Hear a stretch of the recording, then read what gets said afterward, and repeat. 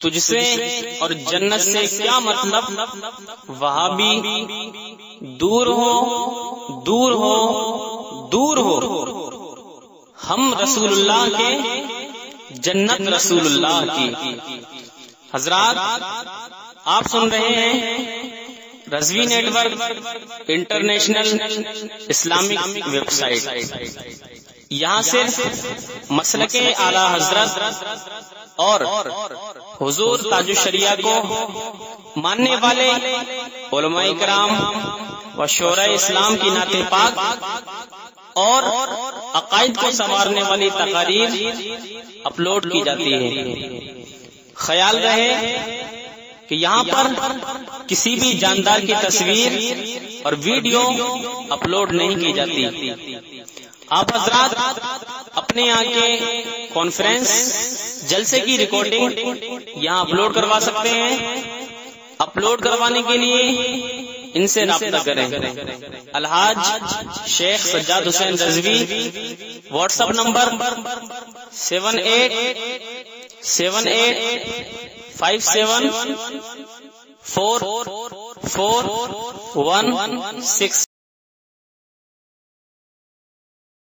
بس اب نظم سے نثر کی طرف چلے۔ میری مراد خطابت کے لیے دعوت سخن دینے والا ہوں میں ابوس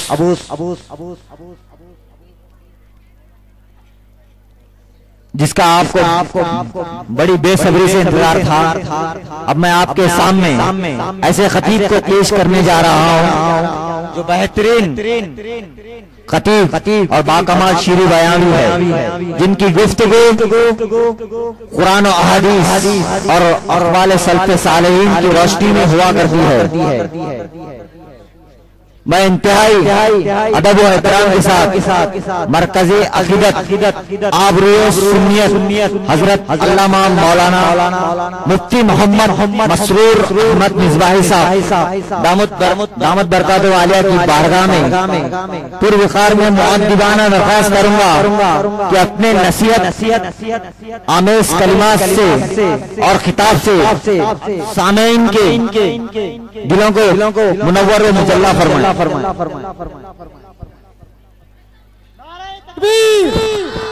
نعرہ تکبیر، نعرہ رسالت، نعرہ رسالت، مسلک اعلی حضرت، مسلک اعلی حضرت، علماء اہل سنت، علماء اہل سنت، عوام اہل سنت، نعرہ تکبیر۔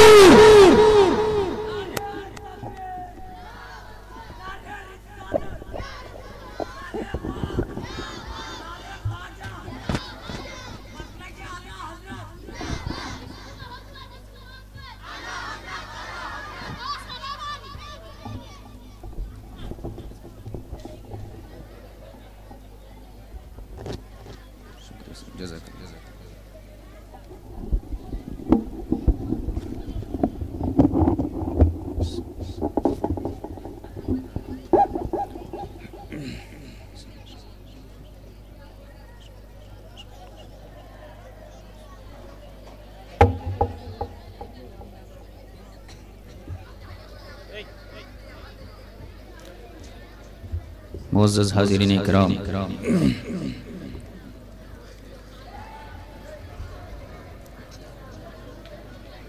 وسامعین حضرات،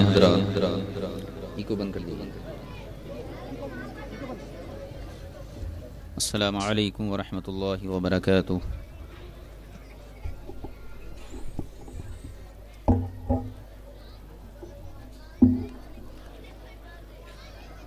سبحانك يا من تفردت بالكبرياء وتنزهت عاصمة النقص والفحشاء، اللهم إنا نحمدك ونشكرك شكر ما توجه إليك بأسره، وصلاة دائمة على سيدنا خير الأنام إمام الأنبياء وخلاصة الأتقياء سيدنا وسندنا محمد المصطفى وعلى آله وأصحابه الذين اتقوا، أما أما بعد فأعوذ بالله من الشيطان الرجيم بسم الله الرحمن الرحيم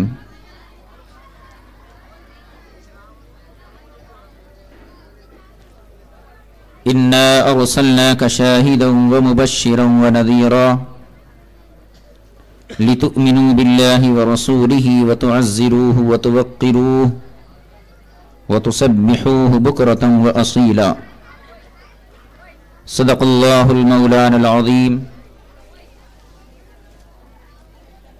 وبلغنا رسوله النبي الأمين الكريم ونحن على ذلك لمن الشاهدين والشاكرين والحمد لله رب العالمين ودانائے سبل ختم الرسل مولائے کل جس نے ودانائے سبل ختم الرسل مولائے کل جس نے غبار راہ کو بخشا فروغ وادی سینا امام اہل سنت مجدد دین و ملت قاطع کفر و نجدیت امام احمد رضا خان فاضل بریلوی بارگاہ رسالت مآب صلی اللہ علیہ وسلم میں نذران عقیدت پیش کرتے ہوئے فرماتے ہیں وہ جو نہ تھے تو کچھ نہ تھا، سبحان اللہ، وہ جو نہ ہو تو کچھ نہ ہو، جان ہے وہ جہان کی، جان ہے تو جہان ہے، سبحان اللہ، کرو ان کے نام پہ جاں فدا، نہ بس ایک جاں دو جہاں فدا، دو جہاں سے بھی نہیں جی بھرا، کروں کیا کہ کروڑوں جہاں نہیں، سر سوئے روزہ جھکا پھر تجھ کو کیا، دل تھا ساجد نج دیا پھر تجھ کو کیا، تیری دوزخ سے تو کچھ چھینا نہیں، خلد میں پہنچا رضا پھر تجھ کو کیا، سبحان اللہ، بے خودی میں سجدے دریا طواف جو کیا اچھا کیا پھر تجھ کو کیا، دیو کے بندوں سے ہم کو کیا غرض، ہم ہیں عبد مصطفیٰ پھر تجھ کو کیا، سبحان اللہ، نعرہ تکبیر، اللہ اکبر، نعرہ رسالت یا رسول اللہ، مسلک اعلی حضرت زندہ باد، نعرہ تکبیر، اللہ اکبر۔ بچوں سے ادباً گزارش کرنا پڑتی کہ آپ حضرات خاموش رہیں اور کچھ ضروری معروضات آپ حضرات کی خدمت میں حاضر کرنے کے لیے میں آپ حضرات کے سامنے ہوں۔ کچھ لمحات کے لیے آپ حضرات اطمینان اور سکون کے ساتھ یہ میلاد کی محفل ہے، اس کا ادب برقرار رکھیں تاکہ اس کی سعادتوں سے مالا مال ہو سکیں۔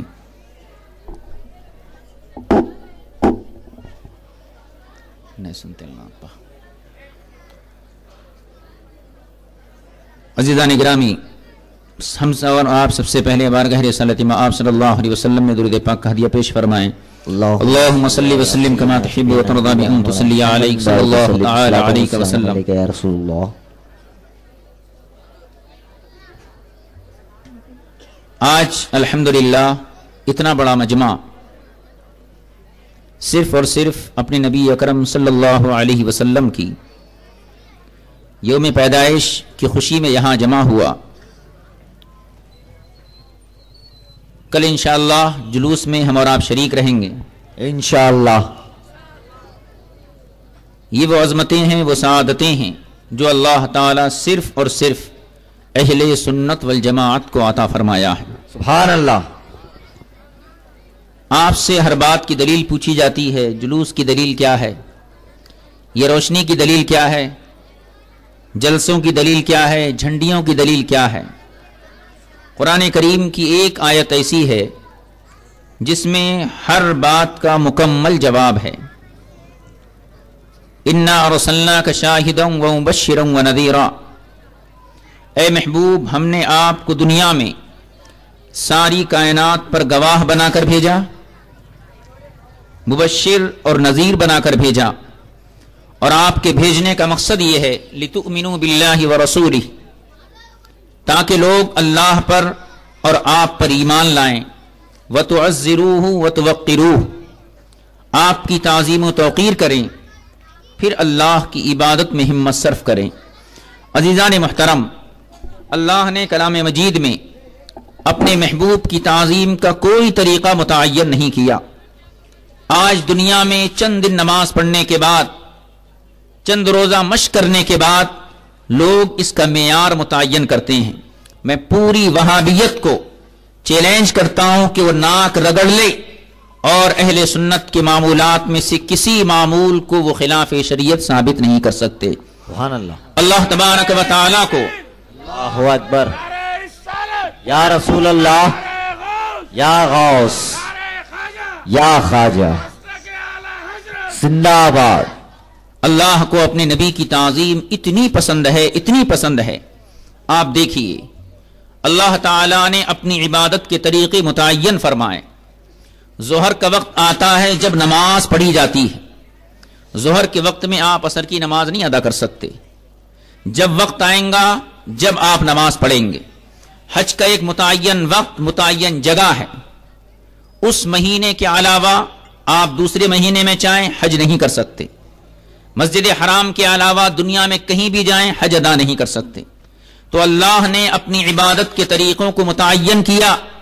نماز جو سب سے اہم ترین عبادت ہے، وقت سے پہلے اس نماز کو آپ نہیں پڑھ سکتے، مگر قربان جائیے اللہ وحدہ لا شریک نے نبی کی تعظیم پر کوئی پہرا نہیں بٹھایا، بلکہ اللہ نے قرآن میں عام اعلان کیا کہ اے میرے نبی کے غلاموں، نبی کی تعظیم وہ ایسا حسین عمل ہے کہ میں خدا ہو کر اپنے نبی کی تعظیم پر قواعد متعین نہیں کرتا، اس پر پابندیاں لاگو نہیں کرتا۔ درود پاک ہے حضور کی تعظیم کا مظہر ہے۔ بندے کو اللہ نے اس بات کا پابند نہیں کیا کہ فلاں وقت درود پڑھ، فلاں وقت مت پڑھ، بلکہ اللہ نے بندے کو آزاد کر دیا، اور قرآن کریم میں یہ اعلان کر دیا گیا کہ تم بندے ہو، میں ان کا رب ہوں، میں میرے فرشتے اپنے نبی پر درود بھیجتے ہیں۔ وقت کی پابندی اٹھا دی گئی، زمانے کی پابندی اٹھا دی گئی۔ جب اپنی عبادت کا معاملہ تھا وقت کے ساتھ اس کو محدود کیا گیا، نمازوں کا معاملہ ہو، حج و زکوٰۃ کا معاملہ ہو، صاحب نصاب کے ساتھ اس کو متعین کر دیا گیا۔ لیکن اللہ کی شان یہ ہے کہ اللہ چاہتا ہے کہ میرے بندے جتنی میرے نبی کی تعظیم کریں گے اسی قدر میں ان کو جنت عطا فرماؤں گا۔ تعظیم نبی ایسی عظیم چیز ہے کہ اس پر اللہ کوئی پہرا نہیں بٹھایا کہ تم کھڑے ہو کر درود بھیجو یا بیٹھ کر بھیجو۔ پورے قرآن سے ثابت کرے کوئی کہ کھڑے ہو کر درود و سلام بھیجنا یہ حرام یا شرک ہے۔ اللہ کے کلام میں تو یہ لکھا ہے وَتُعَزِّرُوهُ وَتُوَقِّرُوهُ، تم ان کی تعظیم کرو اور ان کا احترام غایت درجہ کے کرو۔ تو عزیزان گرامی، اہل محبت کے لیے یہ قانون کافی ہے کہ جس سے آپ کو محبت ہے، آپ اس کا جب کمال سنتے ہیں تو آپ دلیل نہیں پوچھتے ہیں۔ آپ کا بچہ اگر باہر کہیں ملک میں ملازمت پر ہے، کوئی شخص آ کر خبر دیا تمہارا بچہ بڑا ہونہار ہے، بڑا قابل ہے، بڑا اخلاق مند ہے، بہت اچھی سیلری ہے، تو آپ اس سے تحقیق نہیں کرتے ہیں تمہارا خاندان کیا ہے، تم کتنے وقت کی نماز پڑھتے ہیں، تم کتنے حج کیے ہیں، تمہارا نسب نامہ کیا ہے۔ کوئی باپ اپنی اولاد کی خوبی سنانے والے سے اس کا حسب و نسب نہیں پوچھتا۔ اگر وہی شخص آ کر آپ کے بیٹے کی برائی کرے تو آپ اس کی تحقیق کرتے ہیں کہ میرا بیٹا ایسا نہیں ہو سکتا۔ اگرچہ آپ کا قریبی دوست ہو، آپ کے بیٹے کی برائی اگر آپ کی نظروں کے سامنے کیا تو آپ اس کو ماننے کے لیے تیار نہیں ہوتے۔ یہ باپ کے سینے میں دو قسم کی کیفیت کیوں پیدا ہوتی ہے؟ انسانی فطرت کو آواز دیجیے، اس میں صرف مسلمان کی تخصیص نہیں، ہر انسان جس کے سینے میں انسانیت کا دل ہے وہ جانتا ہے کہ بیٹے کے بارے میں جب کمال کی خبر ملی تو باپ کی محبت کا تقاضا یہ ہوا کہ آنے والے سے میں اس کا نسب، اس کی کیفیت معلوم نہ کروں۔ اس کی محبت یہ بتاتی ہے کہ آنے والے نے جو کہا ہے وہ سچ ہے۔ اب ہمارے زمانے میں دو قسم کے لوگ ہیں، کچھ وہ ہیں جو نبی کے کمال کے اندر عیب نکالتے ہیں، ان کے سامنے علم غیب کی حدیث پڑھیے کہیں گے ضعیف ہے، اختیار مصطفیٰ کی حدیث پڑھیے کہیں گے ضعیف ہے، رکشہ چلانے والا ہے، سورہ فاتحہ پڑھنے نہیں آتا، وہ رسول پاک کے کمال کی تحقیق کرتا ہے۔ اہل محبت کا تقاضا یہ ہے کہ نبی کا کمال جب تمہارے کانے میں پہنچے تو دلیل مت پوچھو، صدیق اکبر کی سنت ادا کرو، بلا دلیل اپنے نبی کے کمال پر ایمان رکھو۔ سبحان اللہ، سبحان اللہ، نعرہ تکبیر، نعرہ رسالت، مسلک اعلی حضرت جبھی اپنے ایمان کی حفاظت کر سکتے ہو. دلیل کے پیچھے پڑے آپ کاروبار میں مصروف ہیں, آپ کہاں سے دلیلیں دیں گے؟ ہاں اگر اس کو دلیل ہونا تو علماء اہل سنت موجود ہیں, ہمارے پاس آئے, ہم دلیل دیں گے. اور آپ کے اطمینان کے لیے میں عرض کر دوں, اگر بڑے سے بڑا وہابی جلسے میں ہو, جو سوال چاہے ہم اس کا جواب یہیں بیٹھ کر انشاءاللہ حاضر کریں گے. سبحان اللہ. مسلک اعلی حضرت, مسلک اعلی حضرت علماء اہل سنت. عزیزان گرامی, حضور کے کمال کے لیے دلیل کا محتاج مسلمان نہیں ہے. یہ صدیق اکبر کی سنت ہے. رسول اکرم صلی اللہ تعالی علیہ وسلم جب معراج سے واپس تشریف لائے, وہ زمانہ آپ جانتے ہیں,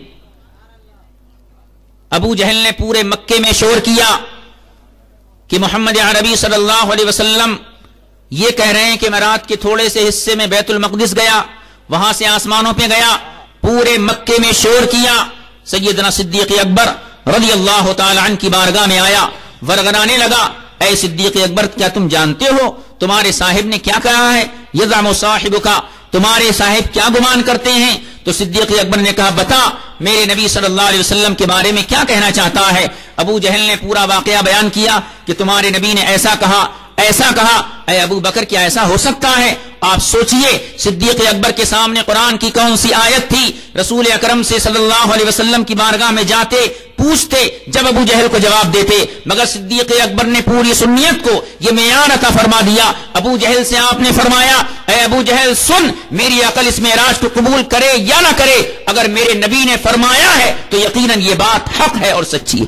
سبحان اللہ, سبحان اللہ. صدیق اکبر کا ایمان یہ ہے کہ حضور کا کمال جب کانوں میں پہنچے تو تحقیق مت کرو, اور یہی وجہ ہے کہ صدیق اکبر کا ایمان امت میں سب سے کامل ایمان ہے. سبحان اللہ. امت میں کوئی بڑے سے بڑا عابد و زاہد بھی صدیق اکبر کے مقام کو پہنچ نہیں سکتا. بے شک. حضرت عائشہ صدیقہ رضی اللہ تعالی عنہا نے پوچھا یا رسول اللہ کون ہے آپ کی امت کا وہ شخص کہ جس کی نیکیاں آسمان کے تاروں کے برابر ہیں؟ حضور فرمائے وہ میرا غلام عمر ہے جس کی نیکیاں آسمان کے تاروں کے برابر ہیں. آپ نے عرض کیا یا رسول اللہ پھر میرے باپ کی نیکیاں کیا ہوئی؟ تو آپ نے ارشاد فرمایا اے میری حبیبہ تمہارے بابا کی وہ ایک نیکی جو غار ثور میں میرے اوپر اپنی جان کو قربان کیا تھا, یہ ایک نیکی عمر کی زندگی بھر کی نیکیوں پر ماہر ہے. مسلمانوں ذرا سوچو رسول اکرم نے صدیق اکبر کے مقام کو بلند کیوں کیا؟ نماز کی وجہ سے نہیں. نماز صدیق اکبر بھی پڑھتے تھے, عمر فاروق بھی پڑھتے تھے, حیدر کرار کی سجدوں کی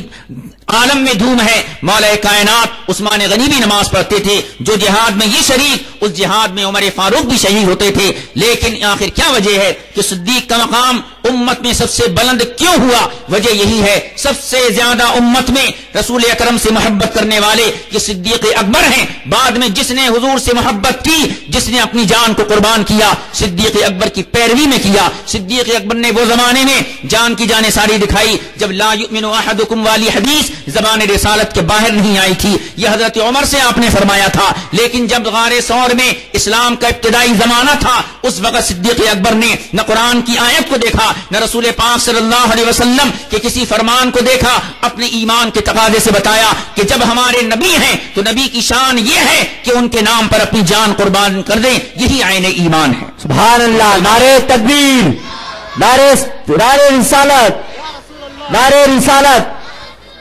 تو عزیزان گرامی تعظیم رسول کے لیے دلیل مت طلب کیجئے, دلیل ہم دیں گے. آپ کا ایمان یہ ہے کہ ہمارے نبی ہیں, اللہ نے تمام کمالات کو جمع کر کے اپنے نبی اکرم صلی اللہ علیہ وسلم کے سینہ مقدسہ میں جمع فرما دیے. اور آپ حدیث پاک سنیے. حضرت ابو محذورہ شفا شریف میں قاضی عیاض مالکی نے علیہ الرحمن ایک حدیث بیان کی ہے. حضرت ابو محذورہ ایک صحابی ہیں. مکہ مکرمہ کے ابتدائی دور میں مشرکین کے بچوں کے ساتھ آپ کھیل رہے تھے, اور کھیلتے کھیلتے رسول پاک صلی اللہ علیہ وسلم کہ دین کی جو اذان ہوتی تھی اس اذان کی نقل اتار رہے تھے. اور بھی بہت سارے بچے تھے, اس میں ابو محذورہ بھی تھے. حضور سرور عالم صلی اللہ علیہ وسلم کا وہاں سے گزر ہوا, سارے بچے آپ کو دیکھ کر خاموش ہو گئے. رسول اکرم صلی اللہ علیہ وسلم بچوں کے نزدیک آئے اور صرف حضرت ابو محذورہ کی پیشانی پر آپ نے اپنا دست اقدس رکھا اور فرمایا بیٹے وہ الفاظ پھر اپنی زبان سے ادا کرو جو ابھی تم اذان کے الفاظ ادا کر رہے تھے. ڈرے سہمے آہستہ آہستہ ان الفاظ کو ادا کیا. حضور نبی کریم صلی اللہ علیہ وسلم مسجد میں نماز کے لیے تشریف لے گئے، زمانہ گزر گیا، اس کے بعد ابو محذورہ اسلام کے دامن میں داخل ہوئے، اور شفا شریف میں یہ حدیث لکھی ہے وَكَانَ فِي مُقَدَّمِ رَأْسِهِ قُصَّةٌ مِّن شَعْرٍ، ابو محذورہ کی پیشانی کے پاس بالوں کا اتنا بڑا گچھا تھا، اِذَا قَعْدَ أَرْسَلَهَا وَأَصَابَتِ الْأَرْضِ، اتنے لمبے بال آپ کے تھے، جب زمین پہ بیٹھتے تھے اور ان کو کھولتے تھے تو وہ بال زمین پر آتے تھے۔ فقیل لہ الا تحلقها، انہوں نے ان سے صحابہ اکرام نے پوچھا کہ یہ بالوں کو اتنا بڑا کیوں رکھے ہوئے ہو، ان کو ترشواتے کیوں نہیں؟ کیا شریعت میں لمبے بال رکھنا جائز ہے؟ نہیں ہے، لیکن صحابی کا ایمان دیکھیے، صحابی نے نبی کی تعظیم کے لیے قرآن کی کسی آیت کو تلاش نہیں کیا، ایک آیت کافی ہے وَتُعَزِّرُوهُ، نبی کی تعظیم کرو، تمہاری محبت جو تعظیم تمہیں بتائے ہر اس طریقے سے تم نبی کی تعظیم کر سکتے ہو۔ ابو محذورہ فرماتے ہیں لم اکم بالذی احلقها وقد مسها النبی صلی اللہ علیہ وسلم، بچپن میں رسول اکرم نے ایک مرتبہ میری پیشانی کے ان بالوں کے اوپر اپنا دست اقدس رکھا تھا، میں اس برکت کو جانے نہیں دیتا، قسم خدا کی میں ان بالوں کو کبھی نہیں ترشواتا ہوں۔ ساری زندگی ابو محذورہ ان بالوں کو سر پہ رکھے رہے، نہ صحابی نے فتویٰ دیا، نہ کسی نے ان کو غلط کہا۔ تو صحابی کا عمل یہ ہے جس چیز سے حضور کو نسبت ہو جائے اس میں دلیل کی ضرورت نہیں، حضور کی نسبت یہی تعظیم کے لیے کافی ہوتی ہے۔ آپ یہ جشن مناتے ہیں، کس کی تعظیم ہے؟ یہ حضور کی تعظیم ہے، کسی شیطان کی تعظیم نہیں، کسی دنیاوی لیڈر کے احترام کے لیے جمع نہیں ہوئے، کسی نواب کی تعظیم کے لیے جمع نہیں ہوئے، اللہ کے محبوب کی تعظیم میں ہم یہاں بیٹھے ہیں۔ اگر کسی کو تکلیف ہوتی ہے تو اپنے ایمان کو جھانک کر دیکھے کہ جس کا سینہ نبی کی تعظیم سے پھٹتا ہے، جس کا چہرہ نبی کی تعظیم سے بگڑتا ہے، قرآن گواہ ہے کہ ایسا انسان صاحب ایمان نہیں ہو سکتا۔ صاحب ایمان وہ ہے جیسے صحابہ نے ایمان بتایا، صحابہ نے جو طریقہ چل کر بتایا اس طریقے پر ایمان کو دیکھیے کہ صحابہ کیسی تعظیم کرتے تھے۔ آج آثار مبارکہ ہماری نظروں کے سامنے آتے ہیں، لوگ فتوے لگاتے ہیں۔ ابو محذورہ سے پوچھئے کہ آپ کے جسم میں جو بال تھے، آپ کے سر میں جو بال تھے، وہ بال آپ کے اپنے تھے، آپ کیوں ساری زندگی ان کو سر پہ رکھے رہے؟ تو وہ جواب یہی دیں گے بال میرے تھے، مگر رسول کائنات کے دست اقدس کے برکتیں ان بالوں کے اندر ایسی سما گئیں کہ میں ان برکتوں کو زائل کرنا نہیں چاہتا تھا۔ تو مسلمانوں، حضور کی تعظیم کے لیے کسی دلیل کی ضرورت نہیں ہے۔ کنز العمال میں ایک حدیث پاک ہے بڑی عجیب و غریب، حضرت اصلہ بن شریک رضی اللہ تعالی عنہ، ان کی نوکری یہ تھی جب حضور سرور عالم کہیں تشریف لے جاتے تو حضور کی اونٹنی پر کجاوا کستے تھے، بیٹھنے کا سامان بناتے تھے، یہ ان کا کام تھا۔ وہ فرماتے ہیں کہ ایک مرتبہ میں سخت سردی کی رات میں مجھے نہانے کی ضرورت محسوس ہوئی اور حضور نے حکم دیا اے شریک میری اونٹنی پہ کجاوا کس دو۔ تو آپ فرماتے ہیں فَكَرِهْتُ أَنْ أَرْحِلَ رَاحِلَةَ رَسُولِ اللَّهِ صلی اللہ علیہ وسلم، میں نے دل میں یہ ناپسند کیا کہ میں ناپاکی کی حالت میں حضور کی اونٹنی کے اوپر جو کجاوا ہے اس کی لکڑیوں کو ہاتھ لگاؤں۔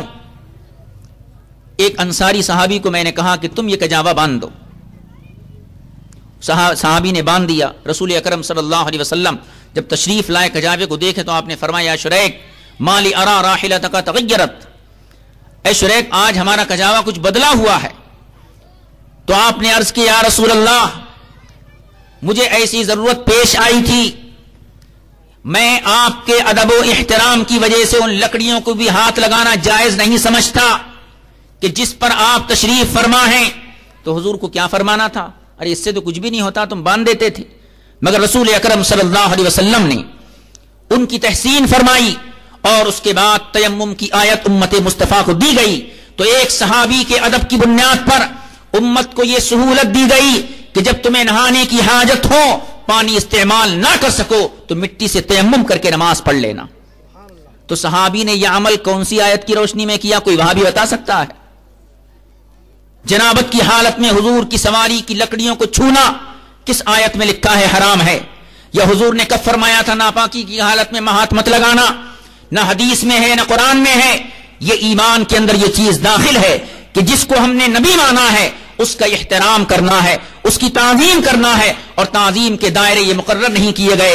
اللہ نے عام اعلان کر دیا وَتُعَزِّرُوا وَتُوَقِّرُوا، اے بندے مومن تیرے سینے میں جو طریقہ ایجاد ہوتا ہے اس طریقے سے تو نبی کی تعظیم کر۔ تو مسلمانوں، نبی کی تعظیم کے لیے کسی دلیل کی آپ کو حاجت نہیں۔ آپ جلوس نکالتے ہیں، آپ سے دلیل پوچھی جاتی ہے۔ سب سے بڑی دلیل یہ ہے کہ ہمارے نبی کی پیدائش کا دن ہے۔ آپ دیکھیے 26 جنوری کے موقع پر پورے ہندوستان میں جھنڈیاں لگتی ہیں، وہابیوں کے مدرسوں میں بھی لگتی ہیں۔ کبھی کسی نے فتویٰ دیا؟ کیوں؟ گورنمنٹ کے خوف سے، ان کے ڈر سے کہیں وہ ان کے اوپر غلط الزام نہ لگا دیں، اس لیے ہمیشہ ان کی تابعداری کے لیے جھنڈیاں لگائی جاتی ہیں۔ لیکن جب میلاد کا موقع آتا ہے تو تکلیف کیوں ہوتی؟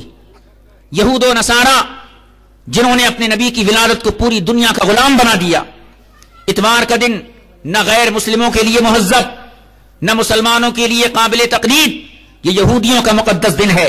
آج ہندوستان نہیں پوری دنیا کے اسکولوں میں اتوار کے دن چھٹی کیوں کی جاتی ہے؟ وہابی کا بچہ بھی پڑھا تو اتوار کے دن چھٹی رہتی۔ کبھی کسی نے اعتراض کیا کہ یہ حضرت موسیٰ علیہ السلام کی پیدائش کا دن ہے؟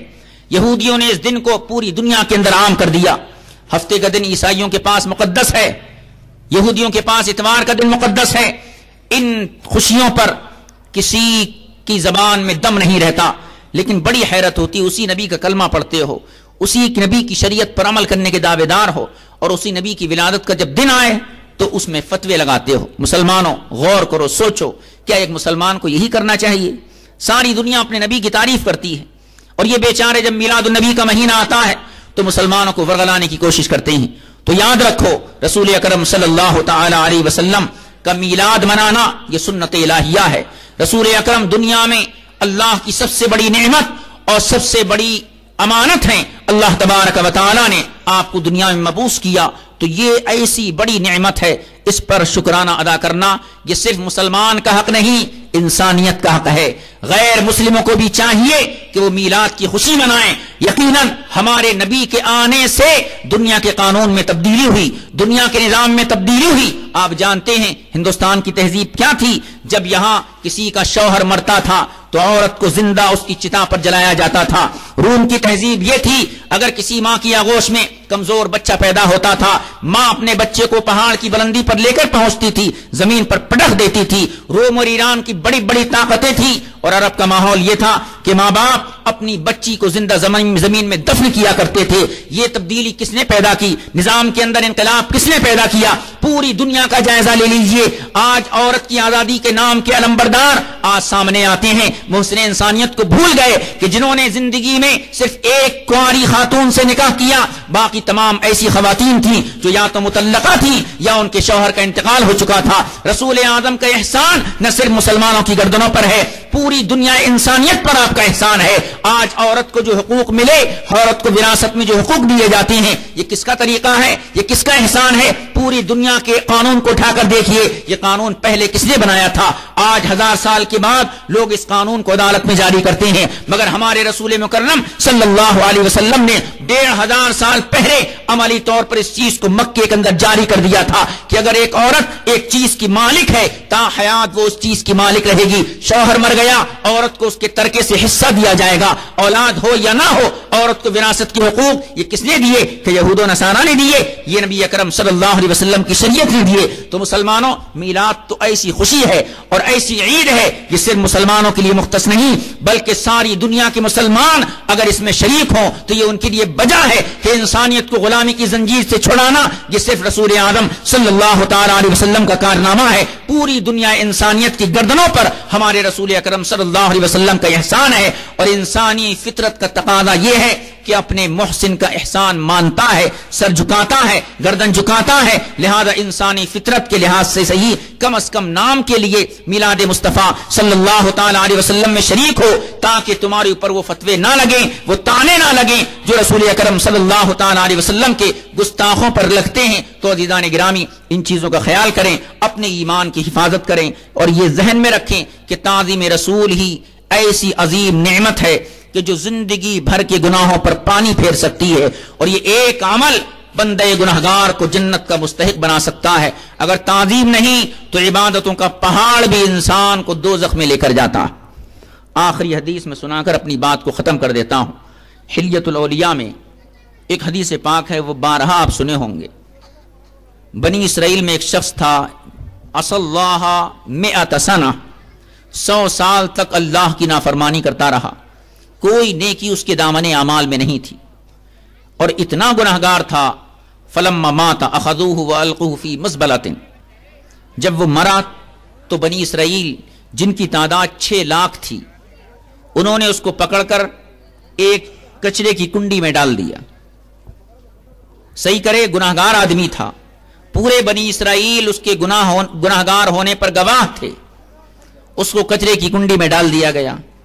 فأوحى اللہ تعالی الی موسیٰ، کلیم اللہ کے پاس اللہ کی وحی آئی، ان اخرجہ فصلی علیہ، اے میرے پیغمبر اس گناہگار کو وہاں سے اٹھاؤ اور اس کی نماز جنازہ آپ ادا فرمائیے۔ 100 سال کا پکا گناہگار، پوری زندگی گناہوں سے ملوث، لیکن اللہ کا اہتمام دیکھیے، اللہ کو کیا ضرورت تھی کہ اپنے نبی کو حکم دیتا کہ اس کی نماز جنازہ پڑھو، گناہ کرا دوزخ کا مستحق ہو گیا۔ مگر آپ دیکھیے تعظیم نبی کتنی عظیم دولت ہے کہ موسیٰ علیہ السلام کا امتی ہے، زندگی بھر 100 سال تک گناہ کرتا رہا، اللہ اس بندے کے اعزاز میں فرماتا ہے ان اخرج فصلی علیہ، اے میرے کلیم اس کو وہاں سے نکالو اور اس پر نماز جنازہ ادا کرو۔ تو موسیٰ علیہ السلام نے عرض کیا رب العالمین قد شہدوا بنی اسرائیل انہ عصاک 100 سنہ، میری پوری قوم گواہ ہے کہ مولا یہ ساری زندگی تیری نافرمانی کرتا رہا، کیسے نماز جنازہ پڑھی جائے؟ اللہ نے فرمایا موسیٰ تمہاری نگاہ اس کے ظاہری اعمال پہ رہی کہ وہ گناہ کرتا تھا، تمہاری قوم نے اس کے گناہ کو دیکھا، لیکن میری نگاہ قدرت میں اس کا وہ ایک عمل ہے جو تنہائی میں بیٹھ کے کرتا تھا۔ موسیٰ علیہ السلام نے عرض کیا مولا اس کا وہ کون سا عمل ہے؟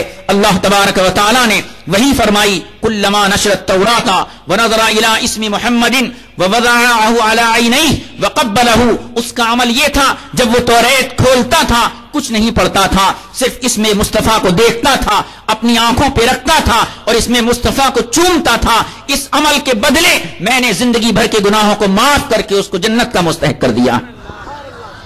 ایک تعظیم نے کہاں سے کہاں پہنچایا، اور اسی طریقے سے ایک بے ادبی بہت دور پہنچا دیتی ہے۔